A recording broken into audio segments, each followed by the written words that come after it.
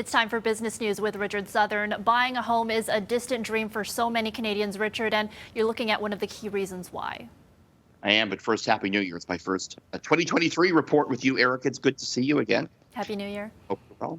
Happy New Year. Yeah, housing market's still the big story here in 2023, and we're getting a sense now of just why the market over the past, 10 or 15 years is so hot, and that's because many are looking at homes not as a place to live, but a financial instrument instead. Get this. Investors now own nearly a third of homes in major Canadian cities. According to newly released Stats Canada data, multiple property owners account for 31% of all homes here in the province of Ontario. It may be even more dramatic than that. This data was collected just before the pandemic began. New numbers from the Bank of Canada show that multiple property owners have only increased their share of home purchases since then. The effect of this is hotly debated. These type of housing investors do tend to turn a lot of their properties into rental units, and that is badly needed.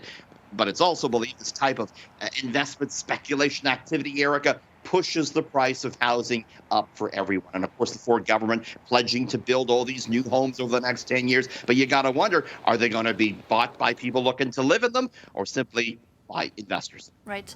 Okay, milk prices keep rising, and that has many consumers looking for alternatives. Did you buy these alternative vegan milks, Erica? Vegan, I do buy like almond milk and things like that. Yeah. Yeah. That's what we're talking about, and they are like more popular than ever. Some new numbers in on this. Last year, these milk alternatives hit a record high, doing sales in excess of $31 billion. And it's expected the global sales for these type of products will hit $123 billion by the year 2030. Almond milk continues to be the best seller in this category.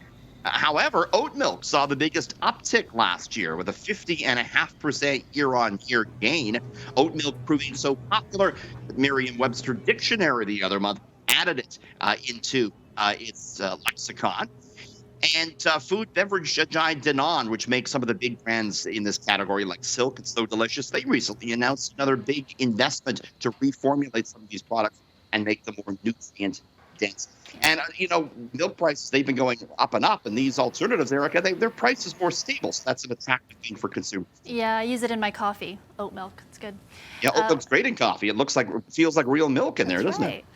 Finally, many economists are predicting a recession in 2023, but you wouldn't know it based on how the markets have started out the year, Richard. No, you're absolutely right, Erica, and it continues to be the big question, really, among economists. Are we going to see a severe recession? Interest rates have gone straight up, and that's the intended purpose of interest rate hikes, to slow the economy, to tackle inflation. Many, though, growing optimistic now that economies will slow just enough to cool inflation, but may avoid a recession. Stocks have looked okay. We had a mixed picture today, as you see on the right side of your screen. The TSX did close higher. Investors have been snapping up some of the badly beaten down tech stocks like Tesla, which was up almost 6%. Still, there's some concern out there about earnings. Lululemon changed its guidance to show that it expects some shrinking gross margins going forward. That stock was down more than 1%. But on a whole, it hasn't been a terrible start to the year on the markets, Erica, with, again, more and more people growing optimistic. Maybe we'll avoid that big R word this year.